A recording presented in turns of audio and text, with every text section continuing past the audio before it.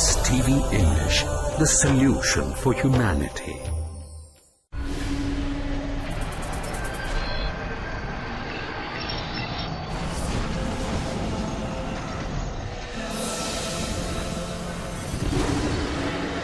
Peace TV Network, the solution for humanity.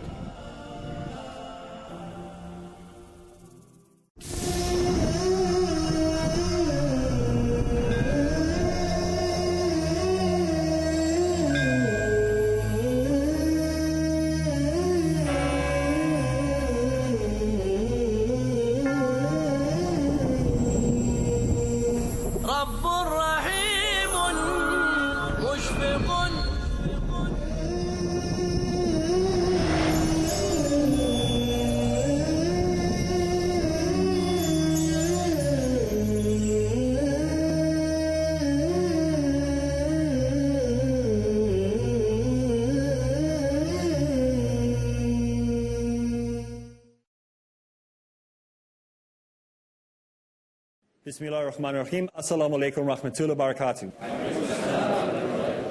Welcome to another episode in the series Dawah Ilallah, where we are going through the book by that same title on how we can be effective da'is or do dawah correctly. And so far in this last few episodes we've been looking at, if you are going to be a da'i, that there are certain characteristics that you need to have. One is that you need to believe in Islam. You have to believe in what you're talking about. You need to believe in Allah. You need to understand Tawheed. Secondly, you have to have the right character or the right manners. In other words, you can't be somebody who, when people look at you, think, gee, if that is a Muslim, I don't want to be a Muslim. So your character has to be a character that people want to emulate or copy. You're required to have a certain amount of knowledge on general topics, not only Islamic topics, but also other topics as well. That you should join up with an organization or a group of da'is and not be the Lone Ranger. Even the Lone Ranger had Tonto. So he wasn't actually alone. He had somebody who was with him. And that as a da'i, you need to go through a lot of self-purification. In other words, what that means is that you need to have a structure on what you are doing. Make sure that you have accountability. Make sure that you have checks and balances in your own life and in the work that you're doing in calling people to Islam. And now we said that last week we were also looking at how you have to have proper planning. So this is also included in this week's episode, is that as an effective da'i, you need to have proper planning ahead. There are certain objectives that you need to have in place when going out and doing dawah. This is what we call proper planning. And so in proper planning, we need to make sure that we have the right resources. Do we have the budget for it? Do we have a sustainable program? You know, many people, they say, you know what, we haven't been doing dawah in our community or in the area. Let's go do dawah. And so we get up, get 5 people together, and we go do dawah in a clinic or a hospital or a school or on the street, and that's it. Or we wait for the Olympics to come to our country, or the Soccer World Cup to come to our country, or the cricket to come to our country, and they do a dawah program, and yay, we did it. We got all the programs on YouTube. Everyone can see what wonderful work we did. That's it, done. And it's over because there is no proper planning. It is not a fundraising effort that you do dawah programs. It is not to make you famous or to put your organization on the map. You do dawah because it is what Allah requires from every single human being to do. And it has to be done properly. And it has to be done with planning and thought. You need a budget for it. Even personal dawah needs a budget. You need to buy books. Your stock at home, you should have at least anywhere between, if you are a da'i and you're calling people to Islam, which is every single human being's responsibility, you should have anywhere between 20 and 50 copies of the Quran in the languages of the people that you are going to be speaking to on hand all the time. When you take one out, you need to replace it with another one. There can become a day when you'll suddenly have 10 people that you need to give copies of the Quran to. You need to have books on the basics of Islam, how to perform your salah. What we do is I make up little kits, and they're called survival kits. And in the survival kit there is a Quran. Then there's a book, how to read your salah, in English and in Arabic. The transliteration of the Arabic, because they can't read Arabic. Then there's a book explaining to them, have you discovered the real beauty of Islam? Nice colored, glossy book. Maybe a book about the sciences of the Quran. And maybe I'll put a topi in there, so they learn to have something that you don't have to get them into a kurta straight away, one of these things straight away, but maybe just a hat, something to, and then a miswak, and maybe some itar, perfume. And I'll put that into a pack, and it's called a starter pack or survival pack, whatever you want to call it. And I have hundreds of those, but you don't have to have hundreds. You can maybe have 10 of those. So it is a budget that you're going to need to have that in hand. And most importantly, obviously the Quran is the most important, but for the sake of making dawah more effective, you need a calling card in there. A 24-hour calling card, not a celebrity calling card. So you go and put somebody's number in there and their address and telephone, there's not going to be available. It has to be a number that they can phone that someone's actually going to answer their questions and speak. So that number must be in that pack as well. So that follow-up can be done, they can ask questions and so on. That's the planning that you need to have these kits. You need to have a budget for that. So are you going to be able to sustain this?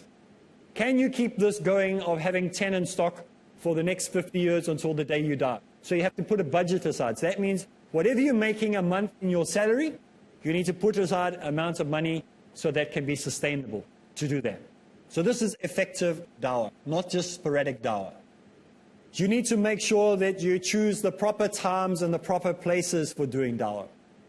If you've decided that Allah wants you to do dawah at schools, then you stick to schools and you stay methodically doing that for the next 10 or 20 or 30 years. Don't change midstream. You've just built up knowledge of how to deal with students. Why go change it now to doing dawah in hospitals when it's a whole different way of doing dawah? And if you've been doing it in hospitals, why go change midstream and start doing it now at university campuses? You've just figured out how to get through all the red tape in hospitals. We need specific dawah done in specific places. I don't like the street dawah technique. It's fine if you want to do street dawah, you go ahead and do street dawah. But I don't like it because it's done in a way that you're almost like the Jehovah's Witnesses do. People stop and they listen not because they want to, but because they feel obliged to. And so you're forcing it down their throat. And they feel that they are, just to keep you satisfied, they say yes, yes, yes, yes, when actually they mean no, no, no, no. And they just say yes to get rid of you. So when you do street dawah, unless it is a campaign that has been well structured, you've got lecturers speaking, public talk done like we did in Central Park and we did at the World Trade Centers, where we had public speaking done, did talks afterwards, people came up, we did street dawah to them. They'd listen to the lecture. We don't just go up with a video camera up to somebody and say, what do you know about Islam? And force on them. The guy's caught, he knows he's on camera, he knows he has to lie because he doesn't want to be caught like an idiot. So he doesn't tell the truth generally. You know what I mean? So don't bring big like light sets and it scares the guys. So what is dawah for? The sake of Allah. It's not the sake of self-promotion. So make sure that we're cautious in what we do when we're doing dawah. That it must be properly planned. So you must have all the equipment that is required if you're going to go do dawah. Make sure you should have a little sling bag that you have all your books in constantly. So even if you're walking to go do shopping, you should have a little bag at least so you can drop. I always have books with me, not go anywhere without them. Even at the hotel, people that I speak to, give them out to them all the time. A da'i, before he puts his mobile phone into his pocket, before he puts his watch on, before he puts his shoes on, he packs his bag, his tool bag. That's the tools of the trade. So he has this bag with him all the time. You don't have to put 20 books in there. Put one Quran in, one book, maybe 5 or 6 DVDs because they're lighter. And so when you speak to people and somebody shows the slightest bit of interest, you just give them the DVD. And the card should be in that DVD already, your card, on how they can contact you. So always give them information. Do not waste opportunity. So always give people things to read or to guide them to Islam. So this is very, very important in your planning. So no more haphazard dawah for the sake of dawah, celebrity dawah, Hollywood dawah. It's dawah because we want to do it for the sake of Allah. Okay. So please, if you have been doing it that way, I'm sorry if it applies to you. I apologize if I've offended anybody what I've said, but maybe we just need to have a look at what our motive is and maybe less cameras, less action when doing dawah for the sake of dawah. Just go do it. Simply go out there to the street and just do dawah. And then the reward will be with Allah, inshallah. Okay, the next thing is very, very important, according to this book, and is you don't have to be a genius at this, but you need to be relatively good at speaking. You need to develop speaking and writing and communication skills. You've got to learn how to make eye contact, body language, body language, body language, body language. People think I'm nuts when I talk about body language. My wife, when I talk about body language, she thinks I'm crazy. But body language is extremely important. You learn more from the body language of the person you're speaking to than what comes out of their mouth. If you learn body language, it is unbelievable. It's the best lie detector in the world. You can be looking at a person and they go, yeah, I agree. Everything you say, absolutely, alhamdulillah, I agree, yeah. And their body language is saying, you are a freak, you're crazy, I don't believe anything you're saying, you're a nutcase. So that's where body language is important. If we can read body language, we can read through the nonsense of the face. Don't read the face, read the body language. There are good courses that you can do on body language reading, do them. There are bad ones, don't do those. So do the ones that are more reputable, the ones that they're teaching police, when they're teaching military, when they're teaching investigators. So figure out, maybe speak to the local, not just the normal policeman, speak to a policeman that is an investigator, investigates murders and crimes. You must know one in your area, maybe even, hopefully none of us have been investigated, but those guys, they have to do courses on body language. All the FBI, CIA, all these other American ones, they all go learn body language course. It's a science. So you must learn it, and it'll help you to pick up subtle signs and subtle things. When they want to resolve a crime, often now they use a body language technician. They actually comes and listens to the interview that's been done. They're not interested in the dialogue that they're hearing. They're watching the body language of the person that's been interviewed. And they pick up more from the body language. So we need to make sure that we use this as well. We must improve our public speaking skills. We must improve our writing skills, our body language skills, our computer skills. All of this must be improved. We must be able to be fast in what we are doing and giving dawah. And so we need to improve how much we can fit into a small amount of time with a person. So if we practice our communication skills, then we can compact a lot into a small amount of time, short sentence.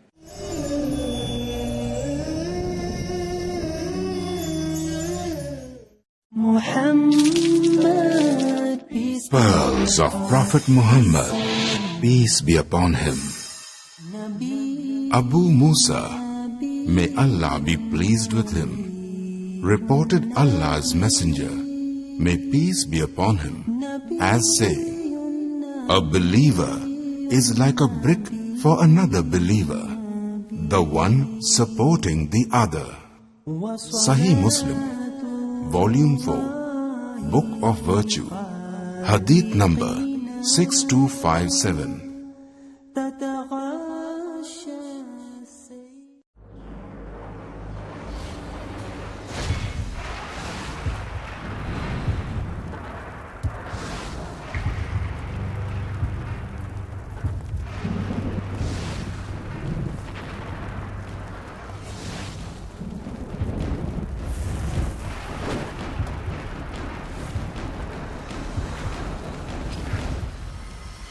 Every human being can agree to disagree or disagree to agree.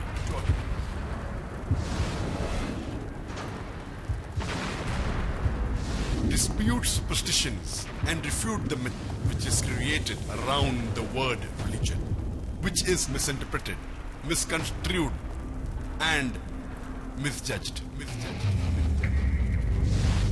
Let's wake up from delusion and step into the world of reality with confidence. Find all the answers to confront or defy, reject or accept, dispute or challenge when caught in crossfire. Misconceptions clarified, falsehood exposed, and truth revealed. Discover the reality with Dr. Zakir Naik in Crossfire every Saturday at 8:30 p.m. and repeat telecast at 12:30 p.m. UK on Peace TV. TV presents over 100 million viewers at one of the largest peace conferences in the world, addressing a sea of spellbound spectators. Over 30 world-renowned orators on Islam with credentials impeccable. The truth of Islam. Deen is your way of life. It is our duty, our obligation. By following the Quran and Sunnah, we will give the message to one and all. With articulation exquisite. read the book of Allah. Islam is the easy way. It's the simple way. Remind each other. The Muslim is not a source of harm for other people. Collaborate with the people for good. This is the call of Islam. With the mission of spreading the truth of Islam. Do what you can to spread the word of Islam. Wherever we are, Live like Muslims. Use your power. Allah is saying, why do you need anything else? This Quran is self-sufficient. Only book on the face of the globe, the Quran. How a human being should lead his life is given in this instruction manual, the glorious Quran.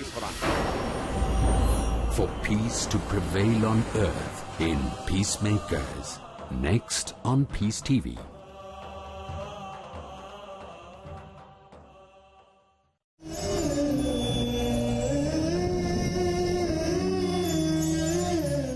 When they want to resolve a crime, they use a body language technician.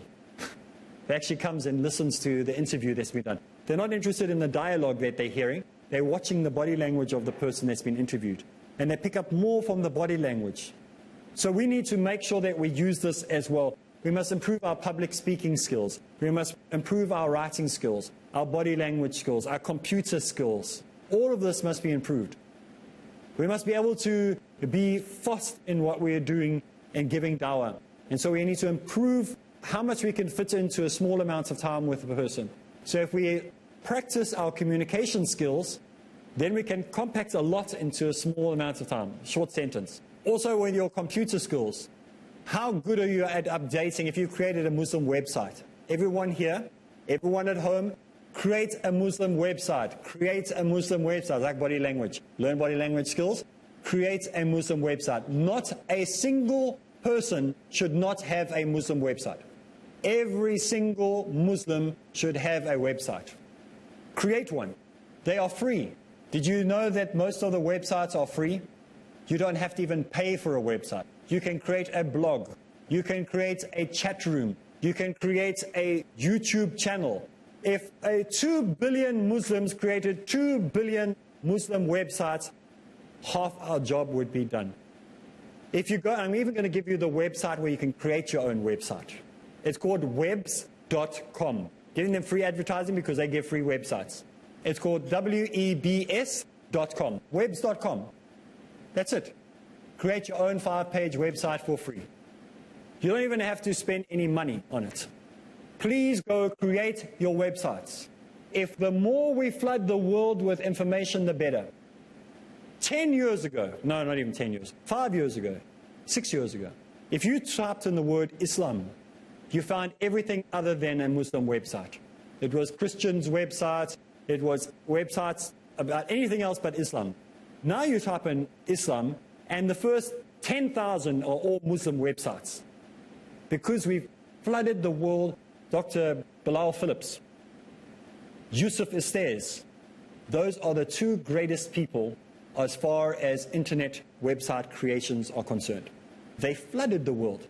You type in Muhammad, you'll go to Yusuf Estes. Type in Islam, Yusuf Estes. Jesus, Yusuf Estes. He just flooded the world. He just created lots. Every time I type in something, it takes me to one of Yusuf Estes' brother Yusuf Estes' channel. And Bilal Phillips has done just as much with his online universities and all the rest of it. These men realized the importance and the power of the internet. Long when everyone else was saying, I think it's still haram. No, we mustn't use internet bad. You know those scholars? These guys are going, let's move, let's go ahead, let's move forward. If we sit here debating and waiting, nothing will happen. And so these two men, and there are many others people have done it, but no one has done it as good as these two guys. If you look at these two brothers, Yusuf Estes, you'd never expect it from him. He's an olderish man. You don't expect him to have that dynamic energy, like that's what you expect a young IT 18-year-old to do. And Dr. Bilal Phillips the same, flooded the internet to make sure that people have the opportunity to hear about Islam. You at home create a website. Give it whatever name you want and create that website. Do not wait. Do not leave this. Go home. Today you're going to go to that website and you're going to make a website on Islam. Help the world come to know about Islam. So whatever, you can call it Jesus.com, Mary.com, Abraham.com, whatever you want to give it, whatever you think will catch the attention of the people. So the more we create, the easier it will be for the dawah, and you'll get reward, you'll get sawab for every person that visits the website and learns about Islam from it. So public skills, speaking skills, writing skills, all this are important for a da'i to have. So these days it's very easy for us. We've got nice technology to make our presentations so much easier, PowerPoint presentations, slide presentations, all sorts of different things that we can use.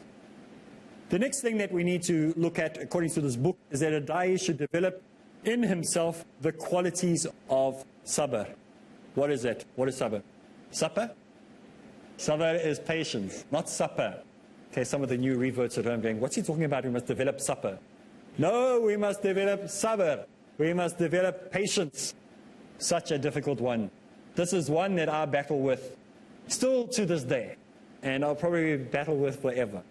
I am not the most patient person in the world. If you tell me you're going to be there at 6 o'clock and you're not there at 6 o'clock, I am gone by 1 minute past 6. I'm gone. I don't wait around until 5 past, 10 past, 20 past. If you say 6 o'clock, I want you to be there at 6 o'clock. So I still have to practice patience.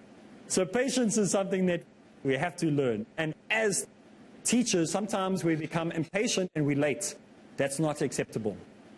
If you are trying to instill into your students or into your friends patience, and you're not patient, they're going to say you're a hypocrite. If you want people to be punctual and you are not punctual, then why should they be punctual? You must be punctual. If you want to set an example, people want to look at you as an example. So if I say to you, 6 o'clock you must be here to come for the recording in the studio, you need to be at 6 o'clock. But it's no use me coming in at 10 past 6. Because you're going to say, Arib, he says one thing, he does another. So alhamdulillah, we have to have a certain amount of patience, and we have to develop this. I would like to say that I need to establish this, but I think that I'll probably be dead before I establish this. But I'm going to try every single day to become better than the day before. And so when I catch myself being impatient, then I have to correct myself straight away, inshallah.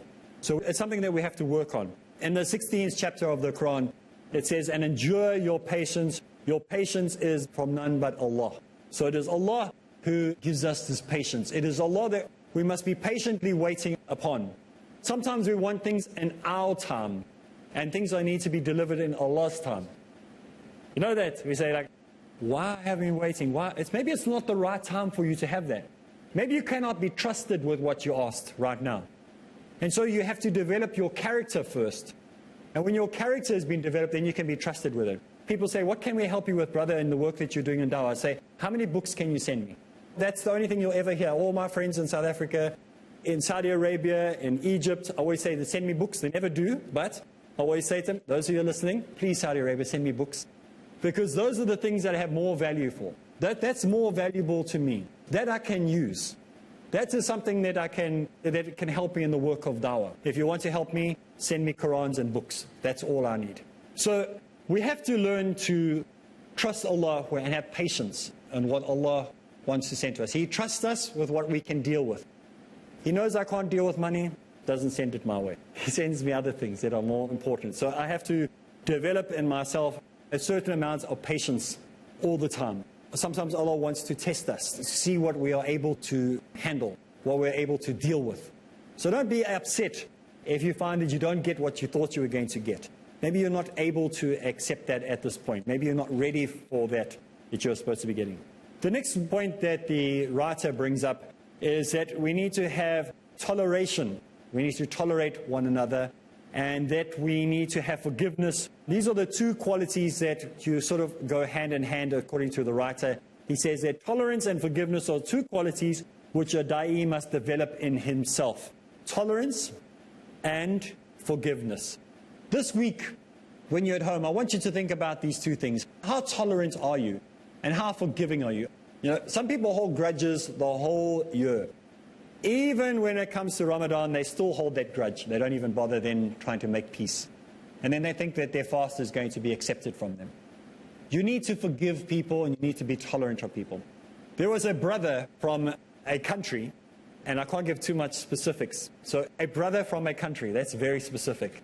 I had a problem tolerating because he was very loud and very boisterous and very that country type person. So it was very difficult for me to connect with that person because he was so stereotypical of that country. Very open, you know, very noisy, very self-centered. But then one day when I realized that I must be tolerant, I realized what a wonderful opportunity I have to learn from this man. There's so much I could learn. But when I just was intolerant, I missed out so many opportunities. So this week, time has run out. Try to think about tolerance and forgiveness and how you can change that in your life. And so next week when we come back together, we'll deal with that issue. So all of us in the studio, Assalamu alaikum wa rahmatullahi wa barakatuh.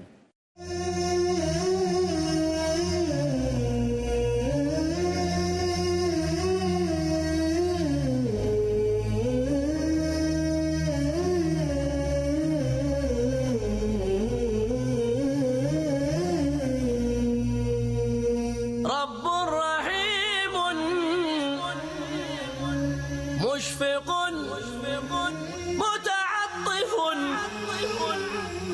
لا ينتهي بالحصر ما أعطاه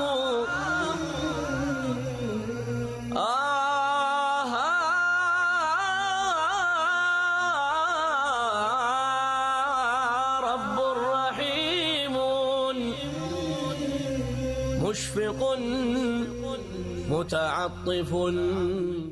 The night of decree is better than 1,000 months. The benefits of worship and the vigil in the night of power. Ramadan, which is the topic of the show. Do you have any advice for our viewers? Asad Ahmad. Especially in the blessed month of Ramadan. The Ramadan is the reminder of rectifying our behavior. Dr. Ali Shaban. Ramadan is a unique opportunity for every Muslim. And the reasons behind this revelation and its power emphasized as the human heart transcends towards godly glory. If you apply Ramadan to the rest of the year, Tariq Ali, surely you are going to be much better in all fields, all aspects. And the gratitude of the soul reaches out to worship the Almighty One on this esteemed night. Just to stick more and more of the time to the Holy Quran. Dr. Muhammad Ibrahim. This is my advice to all my Muslim brothers. Let's strive to seek the night of power and its bliss in Blessed Nights today at 4:30 p.m. and repeat telecast at 3:30 a.m. UK on Peace TV. Thursdays provide. In Britain, we are facing one big problem, that are you Muslim or British? The space to talk. In India, back home, they ask, are you a Muslim first or Indian first? And we Muslims should know how to reply, how to turn the tables over. The place to knock. Why Trinity cannot be regarded in that sense, Father, Son and Holy Spirit. The opportunity to ask. But even if we agree that what the Christians say, that he was crucified, so if Jesus Christ, peace be upon him, died for 3 days, who controlled the world? That means even God died? The freedom to unmask. So there are various ways which we can prove the argument to be wrong. Let's meet Dr. Zakir every Thursday at 6:30 p.m. and repeat telecast at 9:30